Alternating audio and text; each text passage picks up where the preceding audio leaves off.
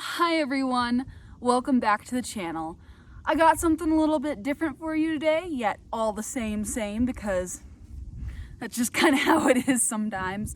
But before we do that, I wanted to show you guys something a little special, and it has to do with our chickens and something I'm super excited for, as well as a little bit of an update with our favorite red-headed mare. So let's go get to that, and I will see y'all back here in a second. Before we get going on the garden tour, I just wanted to say that we have our first official dozen eggs, if you include this teeny tiny little fairy egg. She's small. She's really small. But we now have what looks like 3 out of our 12 girls laying. So that's super exciting, and the rest should be following soon.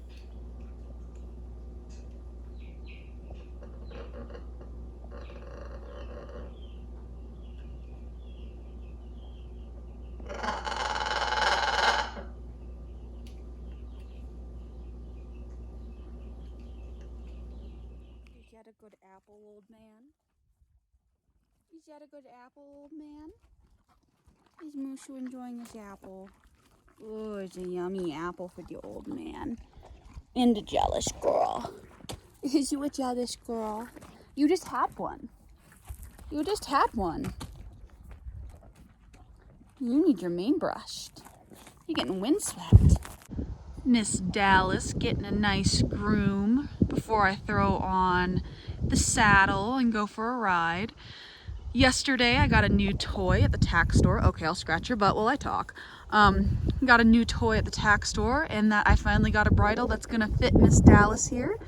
So we're gonna actually try a bridle today instead of a side pull. So we're super excited. Gotta scratch the butt. Gotta scratch the pony butt. She loves her butt scratches. My mean red mare. Oh, so mean. Look at those ears, so mean. Anyone who's watched my videos for a while knows how roochety Dally has been in the past in cross ties. So I just wanted to take this moment just to be like, look how far she's come. Little victories kind of moment. Plus, I love this color on her. I think she looks stunning, and I just gotta show her off a little. Alright, so now that I had y'all in suspense for a good 2 minutes, what is something new, you might ask? Well, I am going to participate in my first ever homesteading challenge. Yay! Casey from Ormsby Farms went ahead and tagged me in it. And if you guys want to go check out their Instagram, their YouTube, they are so sweet, so funny, so amazing. They keep everything right down to the point. They don't sugarcoat anything, and I love how real they are with the ups and downs of homesteading. And like I said, they are hilarious, so I do love watching their videos. And as for the challenge, it is called Every Bit Counts Challenge. And all it has to do is for the entire month of August, we are going to be preserving something. And I gotta think who I am going to tag. I'll probably, at the end of the video, add it in after I think about it. But it's gonna be challenging for me from a standpoint of preserving something every single day, just because as you know, this year I had my second child, our big planting season. I was extremely pregnant, and then little Miss Anna decided that she needed to pop into the world a month early. So I was a bit behind in my gardening, but that's where this video comes in, right? Because I'm about to give you a second month update of our garden, because we got some progress here. We might actually get some preservation in, at least from a standpoint of vegetables preservation. Otherwise, though, we still have the rabbits, we still have the chickens. That includes eggs, skin, meat. So we do have some sustainability there. I can pretend to be a real homesteader. But before we get jumping into that and thinking about what day one is going to be for preservation, since it is August 1st, I am going to go ahead and give you an update on the garden. Look, people, I got green. I got green, which means I actually grew something. If you hop back into my first month update, it was like nothing here because we live in the mountains, and my brain definitely thought, oh my gosh, it's gonna grow just as fast as it did when I lived in Ohio, you know? Everything's gonna be popping, it's gonna be good, we're gonna have some greens. This is a bit different. Things grow very slow here, except for the weeds. The weeds grow extremely fast. Let's hop in and I will give you a garden tour and camera angles, learning something new. Ha ha ha. I feel like I should be like, I don't know. Anyway, so why am I sitting like this, you may ask? Because we can see the lovely green things. And I'm sorry if I seem a little over animated, but I am super excited to show y'all some of our plants and everything that has been growing, including weeds. But we're getting somewhere. We're learning. This year, and I told Danny this when we first moved in, this year is definitely about kind of figuring out what is going to grow here and what is going to do its best here. With the limited amount of growing season we have being up here in the mountain, we have a very late last frost day and a very early first frost day, which leaves us with about 90 to 100 days that we can actually plant and grow things. So this year's kind of a test and go as to what's going to work out and what isn't. So up first here, these little green things, the biggest one you're gonna see is right here. That's dent corn. We could grow it for the chickens for their feed later on. If the dent corn does do well, then we can grow it again next year. If it doesn't, I can try a more cold, hardy plant variation. These tall sprigs that you see up front are our onions. They are doing amazing. They're getting tall. I don't know what the bulbs look like, nor do I want to pull one out to see because they need to stay in the ground for longer. And then behind them, doing just about as well, is our garlic. So as an experiment, I put garlic in our raised bed, and I'll show you here in a little bit. I put some garlic in the ground to see how it does. So hopefully, you know, it does really well in the ground so that I have this area opened up next year for something else. These were a little bit too far to see, but these beautiful green things are our potatoes. Everything's just kind of planted here to kind of figure out what the heck we're doing. And as you can see right here, this is another potato plant. It's just a bit smaller, and I have more potato plants. There's some trash, I'll get rid of that. I have some more potato plants growing up right there as well. So the potatoes are doing very well, and hopefully, you know, here before the ground gets too hard, we'll get some potatoes. Right here, this long green stalk is the start of our sunflowers, and we have some ants growing there. Look at them little ants. Are a cold variety. They're called Russian mammoths. So they're supposed to do good in cold weather. We'll see. Their flowers are supposed to get huge, and this once again is in anticipation of production for us being self-sufficient not only in our food but our animals' food. Next, arguably doing the best within our garden, we have some lettuce coming in. This is lacy leafed lettuce, and it is doing quite well. We have some variety of spring mix here. There's some spinach that's supposed to be growing in this area. Just a lot of varieties of lettuce and greens that are starting to poke up and do very well. Something I am interested to see how it goes. So as I said, this is spinach. They're growing close together, and I don't know why. I separated them out pretty well, but they don't want to be separated. But we have cauliflower and broccoli down this middle row right here that seems to be growing out really well. But over to the side here, we have bok choy, right? And it's already like bolted. I honestly don't know what to do with it. Like, I know with a lot of things such as like spinach and lettuce, you're supposed to cut those flowers off to help it, but is the bok choy supposed to flower?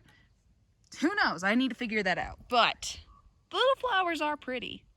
They're really pretty, and I've seen some bumblebees on them, so, you know, bumblebees are good pollinators. I'll just leave the flowers on until I kind of figure out what we want to do with them. Over here, cabbage and eggplant coming up, and it's doing all right. It's starting to sprout and do pretty well. Hopefully soon we'll have something more than little green leaves, but so far I'm pretty proud of it. Like, this bed makes me happy. This bed makes me very happy. So some success right there, right? Next, we jump over to this raised bed, and to be completely honest, I'm happy with what I see right here. If you were with me for my month 1 update, you know that we planted our tomatoes and our peppers, and I thought these ought to be dead by now. But if you look right there on this tomato plant, we're starting to get some flowers. So maybe we'll get some tomatoes before the first frost hits. I'm pretty jealous of other farmers and homesteaders I see where they're already getting tomatoes. They're already starting to harvest.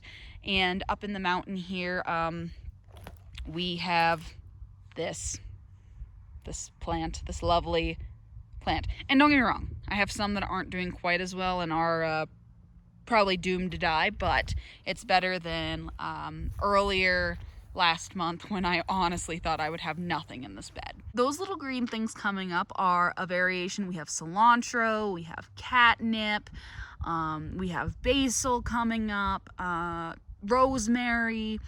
Those little itty bitty things are just different kinds of herbs. So we're just seeing what kind of happens there.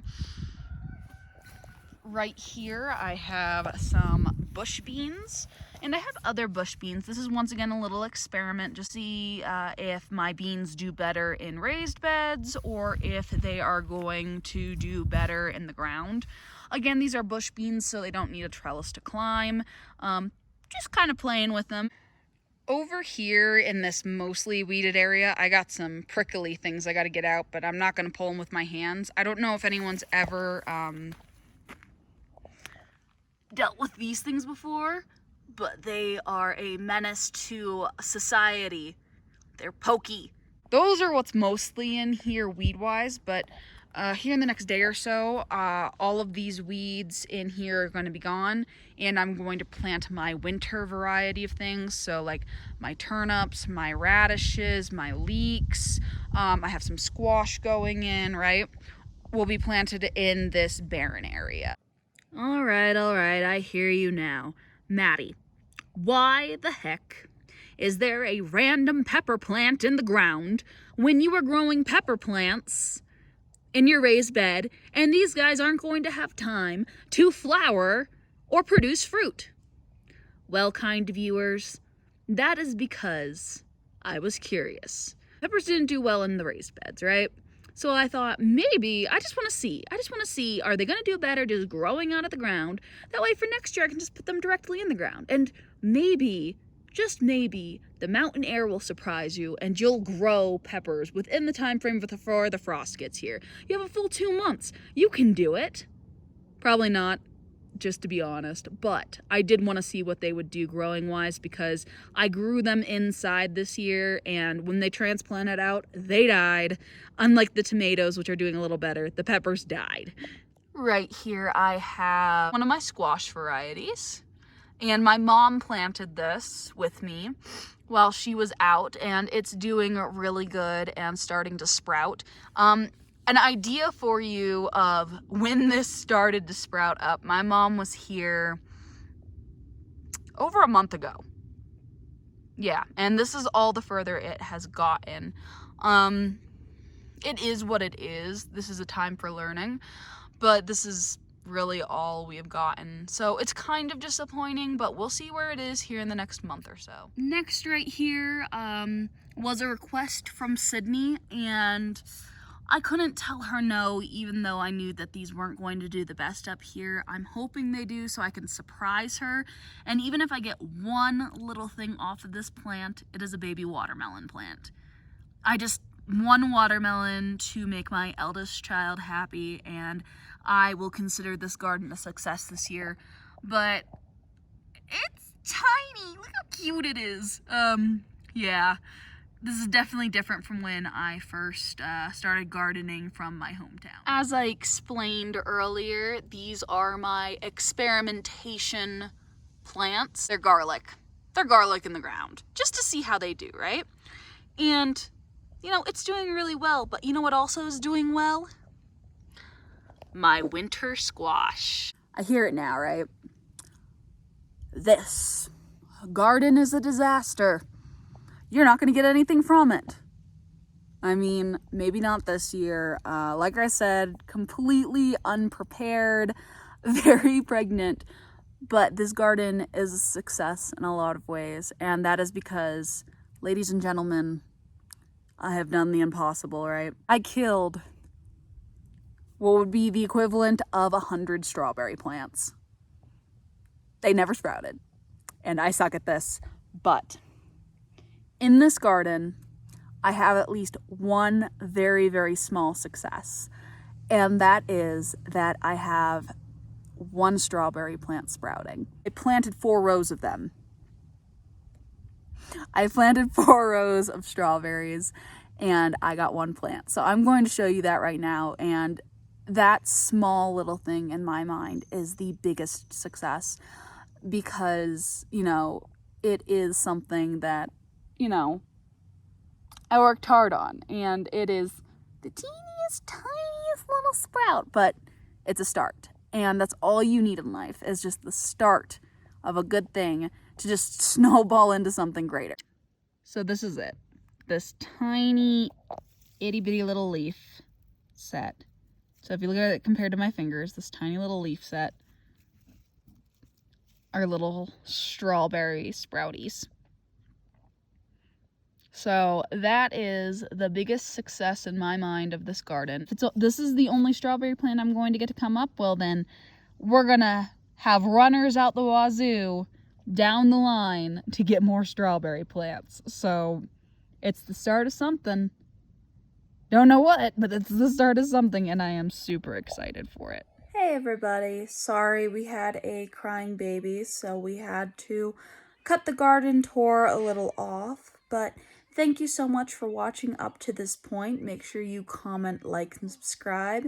And again, thank you so much for watching this video, and I will see y'all Thursday. Bye.